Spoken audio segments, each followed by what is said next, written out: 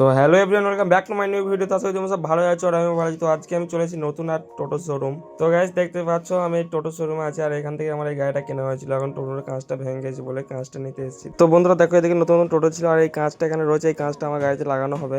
তো বন্ধুরা ফাইনালি আমার কাঁচটা এখন লাগানো হচ্ছে গাড়িতে। তোমরা দেখতে পাচ্ছ এখন এখানে সব সেট করছে।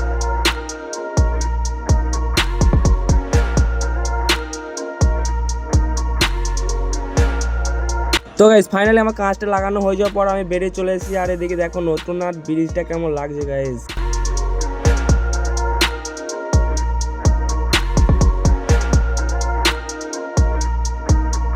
তো গাইস কি বলবো, মানে সুপার লাগছিল ব্রিজটা। দেখো গাইস এত সুন্দর লাগছে, কি বলবো।